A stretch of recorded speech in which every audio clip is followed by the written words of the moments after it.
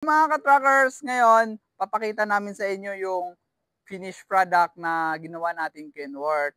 Kung mapapansin nyo, makinis na yung bumper at gumagana na lahat ng ilaw sa headlight. May design na rin ang ating headlight, mga ka-truckers. Nag-install pala kami dito ng ilaw at bracket para pumugi tingnan. At pagdating naman dito sa roll up, roll down natin, mga ka-truckers, palit yan bago mechanism at yung kanyang salamin. Basag kasi dati yan. Pati dito, mga truckers, palit din yan. Mechanism ng door. At ito, pinalitan din natin ng bago to para magkaroon naman ng safety ang gamit ng mga drivers. Tara, dito tayo sa likod. Pagdating sa taillight, gumagana na lahat. Ayan, mga truckers, nag-install din tayo ng backup alarm. Tara, dito tayo. Pati ito, mga truckers, pinalitan din natin para safety din yung loob at nadadaanan pala ng tao yan dyan.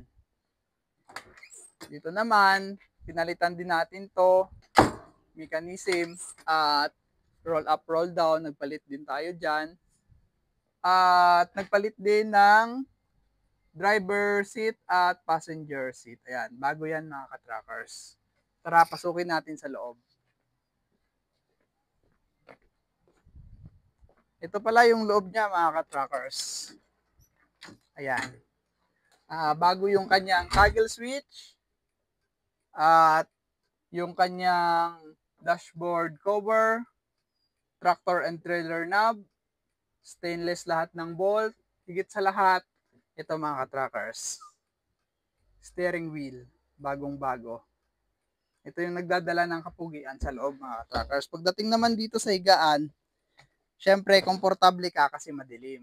Pero kung may hahanapin kang gamit, mga ka-truckers, syempre, iilaw yan. Ayan.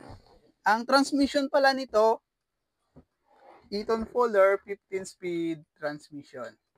Ayan, mga ka-truckers, sana nagustuhan nyo yung ating vlog. Huwag kakalimutan mag-like, share, at follow. Salamat!